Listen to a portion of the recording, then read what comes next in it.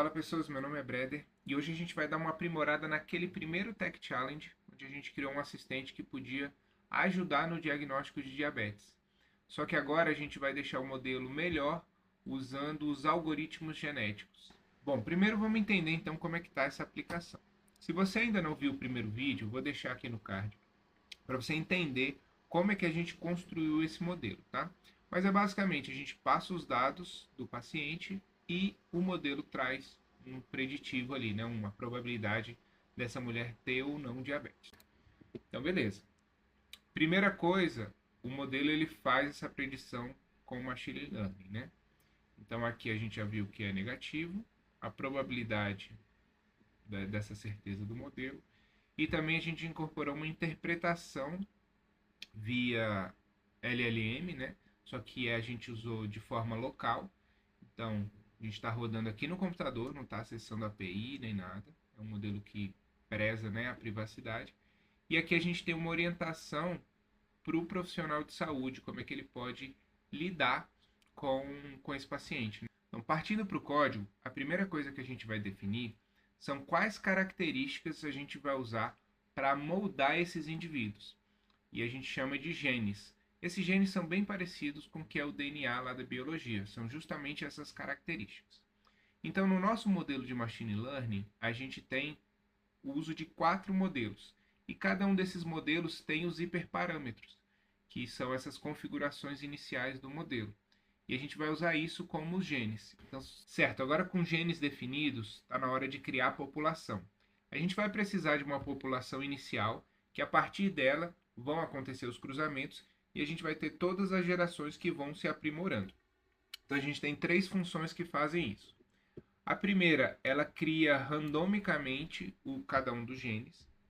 A segunda, ela cria um indivíduo. E a terceira, cria uma população baseada num tamanho definido. Agora é hora de definir a função fitness. Essa função ela é o coração do algoritmo genético, porque ela que determina se um indivíduo ele vai passar para as próximas gerações os seus genes ou não.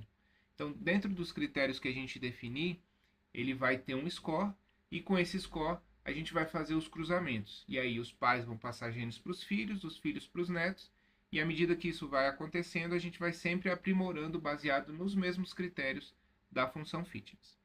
No nosso caso aqui, a gente tem 4 parâmetros, né? Que é o recall, especificidade, F1 score e equidade. O recall é a capacidade do nosso modelo de identificar um indivíduo doente dentro do universo, que na área de saúde principalmente é muito importante. A especificidade é a parte dos alarmes falsos, ou seja, indivíduos que não estão doentes e foram diagnosticados com a doença. O F1 Score vai determinar se esse nosso modelo está equilibrado, porque ele vai dividir a precisão com a sensibilidade. Então é importante ter um F1 Score como um dos critérios.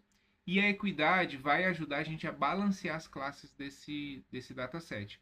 Porque esse dataset ele já é desbalanceado de origem, né? Ele tem idades, concentrações de idades muito diferentes.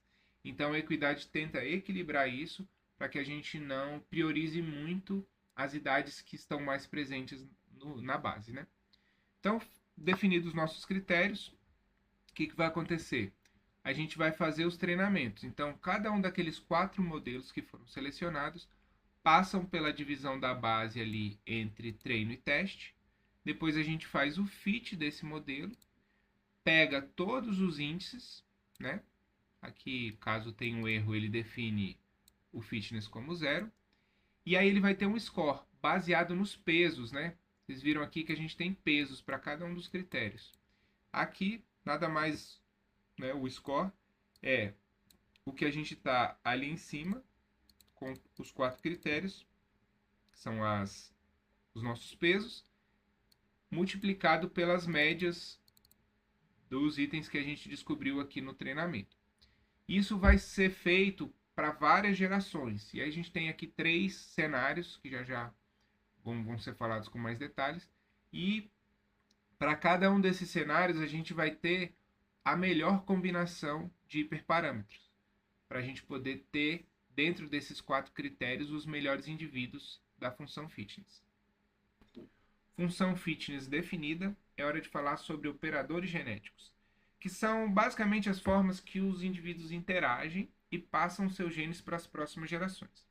A forma selecionada aqui no projeto é a de torneio, que é uma forma bem simples.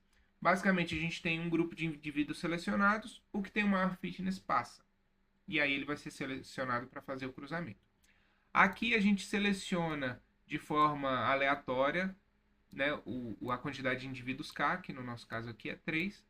Dentro desses 3, a gente seleciona o que tem o melhor fitness e a gente faz uma cópia dele para uma outra array. E aí, depois disso, a gente selecionou vários indivíduos que são os que têm o maior fitness dentro da nossa população. E o que é feito em seguida?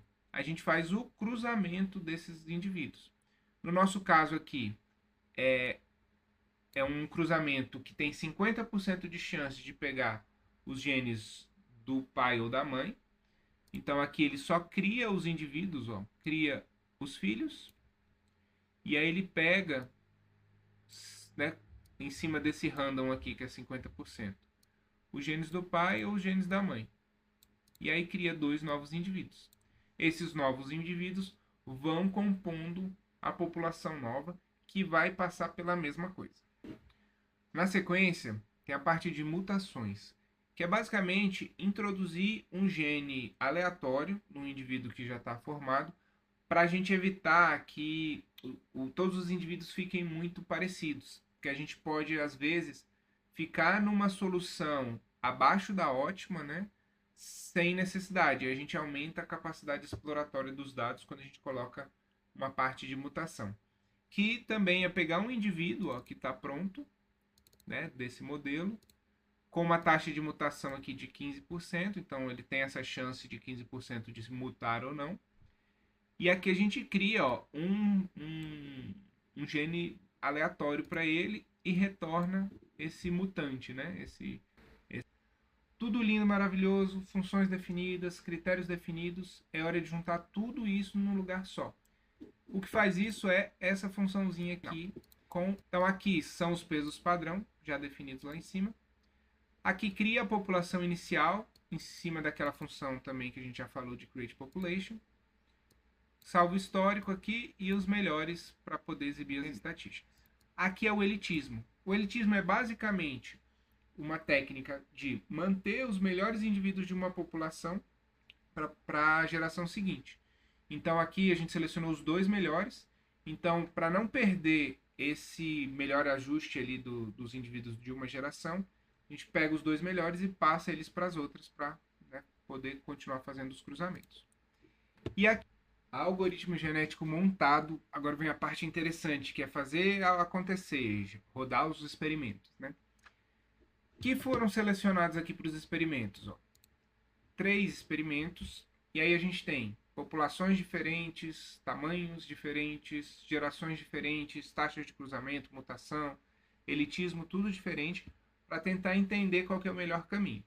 Só que a gente precisa de um critério, né, para esse melhor caminho. Então aqui a definição dos modelos, e o critério é esse, a linha de base, que é o treinamento desses modelos com os valores padrão, para a gente ter ali a partir da onde dá para melhorar melhores resultados.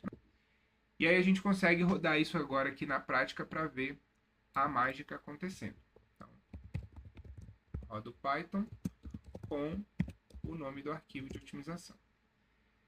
Aqui, ó, ele começa a rodar, viu? Rodou aqui a linha de base, e aqui começa a rodar com as gerações para cada modelo. Vocês vão ver que esse né, o algoritmo genético como um todo acaba tendo um custo computacional, porque ele itera várias vezes, e se o que ele está iterando já tem um bom custo computacional, isso ainda vai escalando. O grande vencedor foi o Random Forest com esses hiperparâmetros, ó, que é o que o algoritmo genético trouxe aqui. Então é isso, pessoal. Deu para ver o tanto que os algoritmos genéticos são poderosos, né? Porque lá no primeiro vídeo, esses hiperparâmetros foram definidos meio que manualmente. A gente foi testando uma coisa ou outra e vendo o que ficava melhor. Só que aqui a gente conseguiu testar muitas possibilidades ao mesmo tempo. E o melhor, uma boa possibilidade acaba influenciando uma melhor, que é justamente essa interação entre as gerações.